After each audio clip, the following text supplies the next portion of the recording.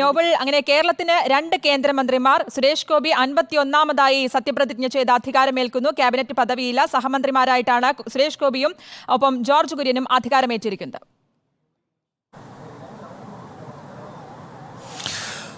അങ്ങനെ തന്നെയാണ്. കേന്ദ്ര മന്ത്രിസഭയിൽ 72-ൽ 2 പേർ മലയാളികളാണ് എന്നാണ് ഏറ്റവും അഭിമാനകരമായ കാര്യം. സുരേഷ് ഗോപി തൃശ്ശൂരിൽ നിന്ന് നേരത്തെ കേന്ദ്രമന്ത്രി ആകും എന്നാണ് പ്രതീക്ഷ. പക്ഷേ അദ്ദേഹം സഹമന്ത്രിയായാണ് ഇപ്പോൾ സത്യപ്രതിജ്ഞ ചെയ്തിരിക്കുന്നത്. 51ാമനായിരുന്നു അദ്ദേഹത്തിന് സത്യപ്രതിജ്ഞ.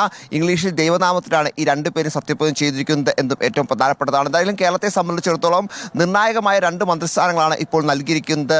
ഇതിൽ പ്രധാനപ്പെട്ട കാര്യങ്ങൾ പ്രത്യേകിച്ച് സുരേഷ് ഗോപിയെ സംബന്ധിച്ചാണെങ്കിൽ പോലും അദ്ദേഹം ആദ്യഘട്ടം മുതൽ തന്നെ മന്ത്രിസഭയിലേക്ക് താൻ ഇല്ല എന്നടക്കമുള്ള കാര്യങ്ങൾ വ്യക്തമാക്കിയിരുന്നു. അത് സിനിമാ പ്രവർത്തനം അടക്കമുള്ള കാര്യങ്ങൾ, സിനിമയുമായി ബന്ധപ്പെട്ട് നൽകിയ കരാറുകൾ അടക്കം ചൂണ്ടിക്കാണിച്ചുകൊണ്ടാണ് ആ തീരുമാനം അദ്ദേഹം എടുത്തത്. എന്നാൽ അദ്ദേഹം മന്ത്രിസഭയിലേക്ക് എത്തേണ്ടത് ആവശ്യമാണ് എന്ന് വ്യക്തമാക്കിയ ദേശീയ നേതൃത്വം അദ്ദേഹത്തെ നിർബന്ധിച്ചാണ് മന്ത്രിസ്ഥാനത്തേക്ക് എത്തിക്കുകയും ചെയ്ത് അതിന്റെ അടിസ്ഥാനത്തിലാണ് ഇന്നിപ്പോൾ 12:30 അദ്ദേഹം കേരളത്തിൽ നിന്ന് ദില്ലിയിലേക്ക് പുറപ്പെടുകയും ഇപ്പോൾ കേന്ദ്രമന്ത്രിയായി സത്യപ്രതിജ്ഞ ചെയ്യുകയും ചെയ്തിരിക്കുന്നത്.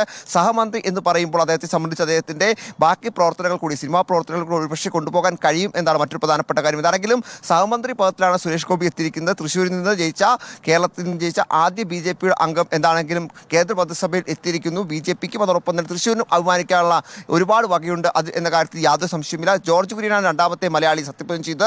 അദ്ദേഹവും സഹമന്ത്രിയാണ് സത്യപ്രതിജ്ഞ ചെയ്തിരിക്കുന്നത്. അദ്ദേഹത്തെ സംബന്ധിച്ചിടത്തോളം നീണ്ട കാലത്തെ പ്രവർത്തനം BJP-യിലുണ്ട്. നിലവിൽ BJP-യുടെ സംസ്ഥാന ജനറൽ സെക്രട്ടറിയാണ്.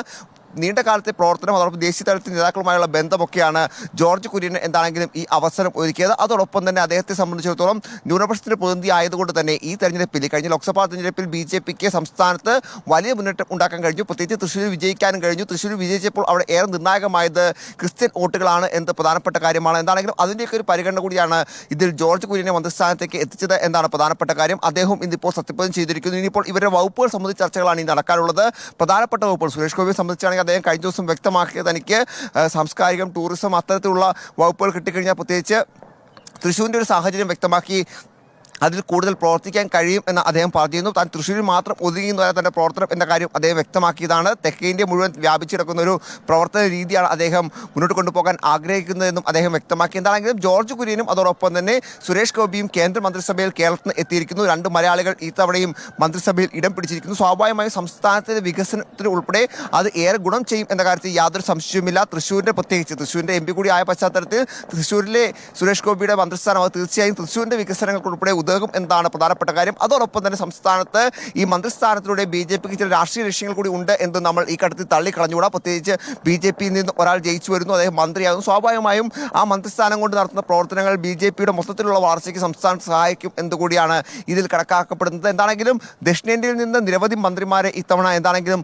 മുന്നോട്ട് കൊണ്ടുവരാൻ BJP ശ്രമിച്ചിട്ടുണ്ട്. അതോടൊപ്പം തന്നെ അതിൻ്റെ ഭാഗമായി കേരളത്തിൽ നിന്ന് 2 മന്ത്രിസഭയിലേക്ക് എത്തിച്ചിരിക്കുന്നു. എന്താണെങ്കിലും ആ മന്ത്രിമാരുടെ പ്രതികരണമാണ് ഇനിയിപ്പോൾ നമ്മൾ കാത്തിരിക്കുന്നത്. ജോർജ് കുര്യനും അതോടൊപ്പം തന്നെ സുരേഷ് ഗോപിയും അല്പസമയത്തിനകം തന്നെ അവരുടെ പ്രതികരണങ്ങൾ നൽകും എന്നാണ് പ്രതീക്ഷിക്കുന്നത്. ഏത് തരത്തിലായിരിക്കും അവരുടെ പ്രവർത്തനം, അതോടൊപ്പം തന്നെ എന്തെല്ലാം കാര്യങ്ങളായിരിക്കും ആദ്യഘട്ടത്തിൽ അവർ ചെയ്യാൻ ആഗ്രഹിക്കുക തുടങ്ങിയ കാര്യങ്ങൾക്ക് അവർ എന്താണെങ്കിലും വ്യക്തമാക്കും എന്നാണ് ഇപ്പോൾ നമുക്ക് പറയാനുള്ളത്. പക്ഷേ എങ്കിൽ പോലും കേരളത്തെ സംബന്ധിച്ച് ഈ സുരേഷ് ഗോപിക്ക് ക്യാബിനറ്റ് മന്ത്രിസ്ഥാനം ലഭിക്കും എന്ന പ്രതീക്ഷ ഓരോ മലയാളിക്കും ഉണ്ടായിരുന്നു. പക്ഷേ ആ മന്ത്രിസ്ഥാനം ലഭിക്കാത്തതിൽ വലിയ നിരാശ പല കോണുകളിലും ആളുകൾ പ്രകടിപ്പിക്കുകയും ചെയ്തിട്ടുണ്ട്. അതോടൊപ്പം തന്നെ ഇന്നിപ്പോൾ സുരേഷ് ഗോപിയുടെ കുടുംബാംഗങ്ങൾ ഉൾപ്പെടെ സത്യപ്രതിജ്ഞ ചടങ്ങിൽ പങ്കെടുക്കുകയും ചെയ്തിരുന്നു. ഒപ്പം കേരളത്തിലെ പ്രധാനപ്പെട്ട നേതാക്കളെല്ലാം ഇന്ന് സത്യപ്രതിജ്ഞ ചടങ്ങിൽ പങ്കെടുത്തിട്ടുണ്ട്. സുധി, തീർച്ചയായിട്ടും ഇനി കേന്ദ്രമന്ത്രിമാരായ സുരേഷ് ഗോപിയുടെയും ജോർജ് കുര്യന്റെയും പ്രതികരണത്തിനാണ് കാത്തിരിക്കുന്നത്. 3ാം നരേന്ദ്രമോദി സർക്കാർ സത്യപ്രതിജ്ഞ ചെയ്ത് അധികാരമേറ്റിരിക്കുകയാണ്. രാഷ്ട്രപതി ഭവനിലെ പ്രത്യേക വേദിയിൽ നടന്ന ചടങ്ങിൽ പ്രധാനമന്ത്രി ഉൾപ്പെടെ 72 പേരാണ് സത്യപ്രതിജ്ഞ ചെയ്തത്.